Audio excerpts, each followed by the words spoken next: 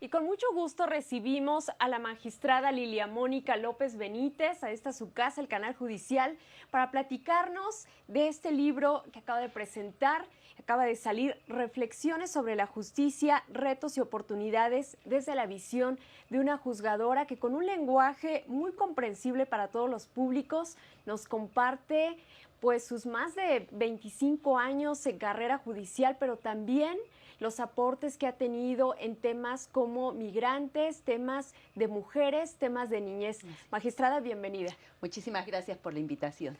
Magistrada, por favor, platíquenos cómo surge la idea de este libro donde recopila pues varias historias, nos da cuenta de lo que ha vivido como juzgadora y también de lo que le ha tocado, pues la sensibilidad que se necesita incluso para enfrentar otros temas de la realidad social del país. Como ya se señaló, a lo largo de 25 años o más de trayectoria profesional, me he topado con muchas experiencias, algunas derivadas de la propia función de juzgar, otras que surgen por virtud de la academia y otras más a partir del trabajo personal que he realizado con grupos que se encuentran en situación de desventaja. Todas estas historias las he tratado de escribir, algunas han sido motivos de ponencias en congresos, de sugerencias en algunas instituciones y otros más artículos periodísticos. Claro. Entonces llegó un momento en que tenía ya un material para mí en lo personal muy valioso que decidí sistematizar, decidí compilar y en un momento surgió la idea de hacer esta publicación para que se conozca que el quehacer de quienes nos dedicamos a la impartición de justicia no está solamente atrás de un escritorio y con un expediente o el día de hoy con una videograbación, sino que los juzgadores, las juzgadoras somos mucho más que eso y tenemos mucho que ofrecer a la ciudadanía.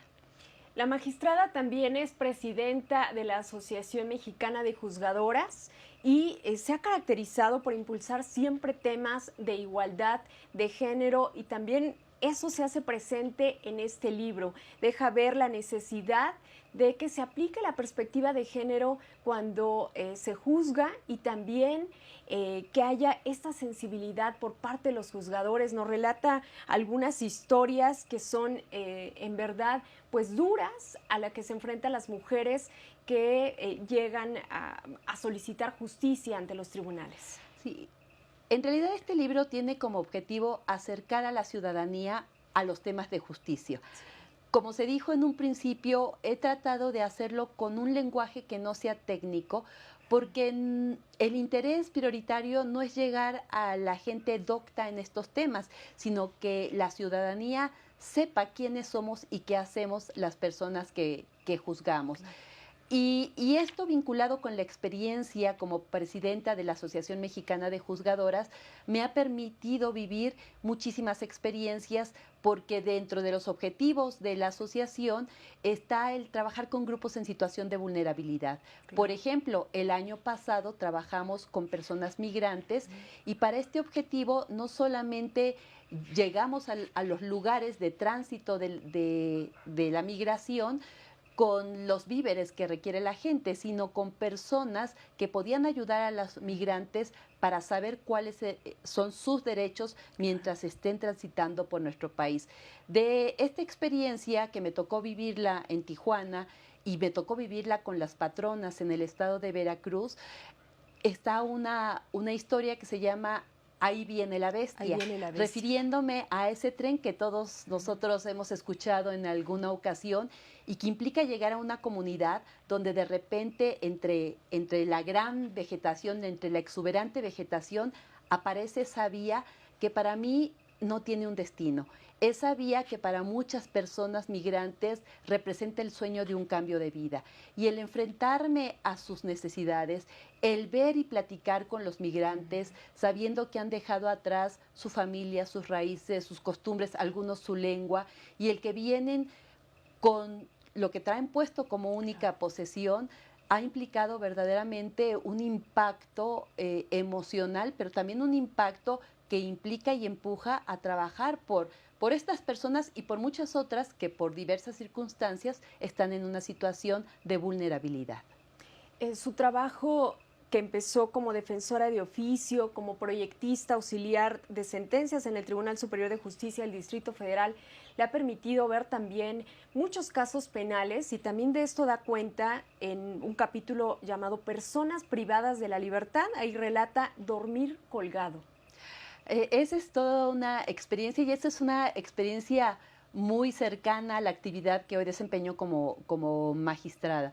Una demanda de amparo de un hombre privado de la libertad que lo que reclama es un lugar digno para vivir dentro de la prisión, porque él habitaba una celda con más de 40 personas, y para poder dormir, dado que no cabían acostados, se tenían que ayudar unos a otros a colgarse para pasar toda la noche.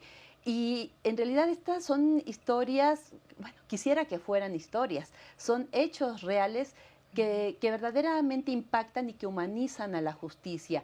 Yo sí creo en que la justicia tiene que ser justa. ¿Y a qué me refiero con esto? Y eso es algo de lo que plasmo en muchos de los artículos. Aplicar la ley a la letra es una función demasiado sencilla y demasiado fácil para quienes juzgamos, claro. Pero aplicar la justicia con una visión dimensionada respecto de las particularidades de cada asunto, el hacer efectivo el derecho a la igualdad en otros tantos, creo que eso es lo que marca y lo que legitima la función que quienes juzgamos realizamos. Y en realidad todas estas historias pues en eso, fruto de la experiencia desde muchos ámbitos de la vida en los que he estado transitando. Y entre esos ámbitos en los que ha estado, tiene que ver con la docencia, porque ahí inició pues su cercanía con la problemática social que vive este país. Ya nos comentaba fuera de cámaras que había impartido clases a sectores vulnerables, y esto también está plasmado. Hay un capítulo que llama La niñez y la educación, y habla, entre otros, de la muñeca. Nos platicaba que es una historia de una niña que fue víctima de trata. Efectivamente, mi origen es como profesora de educación primaria, y en mis últimos años como profesora a ese nivel, trabajé con niños entre 9 y 14 años que no podían asistir a la escuela porque tenían que trabajar. Y la función con ellos era trabajar cierto tiempo, pero además hacer labor social para apoyar a esos niños en su desarrollo educativo. Y ahí me fui percatando de todas las necesidades de la niñez. De hecho, ese de la niñez, uno de los artículos, traigo a colación a un alumno al que siento que le quedé a deber porque creo que pude haber hecho más. Y en este artículo de la muñeca me parece que es un asunto verdaderamente impactante, dado que es una joven de aproximadamente 16 años que fue encontrada en estado de esclavitud en el estado de Chiapas. Ella se encontraba encadenada. Cuando la rescatan y la llevan a un albergue, la jovencita pues no parecía más allá de una niña de 9 años por el estado tal de desnutrición en el que se encontraba. Ella no interactuaba con las personas, no podía expresarse, ni siquiera decir su nombre. Y cuando recibe por primera ocasión una muñeca, que me toca ver cuando se le entregan, verdaderamente fue un impacto tan significativo en mi vida, donde advertí que la dignificación del ser humano tiene que estar presente cada día de nuestra vida, luchando por los derechos de esas y de muchas otras personas. Con ese compromiso de acceso a la justicia, de igualdad y sensibilidad que la caracteriza, no quiero irme sin preguntarle por qué se quedó con el pendiente de que pudo haber hecho más por ese estudiante. Era un niño de aproximadamente 9 años, ayudante de albañil y víctima de mucha violencia en su casa. me tocó en alguna ocasión ir a buscar al padre a la cantina para decirle la importancia de que el niño siguiera estudiando. Sin embargo, fue muy difícil romper con estas ideas del padre y de la madre y finalmente el niño abandonó la escuela. Entonces siento que yo debía haber hecho todavía más para apoyarlo, para que no la dejara, y hoy, a pesar de que han pasado, no sé, ya 30 años quizá de aquel entonces, lo recuerdo con mucha claridad.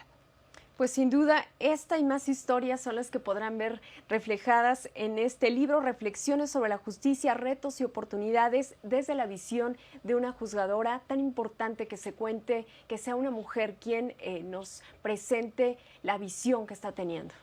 Muchísimas gracias, y pues esta es una obra que dejo a la crítica, a la opinión de todas las personas que decidan adquirirlo. Es fruto de la experiencia, está elaborado con un lenguaje que acerca a la ciudadanía, no van a encontrar tecnicismos que impidan o que desalienten el seguir leyendo, y es mi vivencia, finalmente es eso, es mi vivencia de tantos años.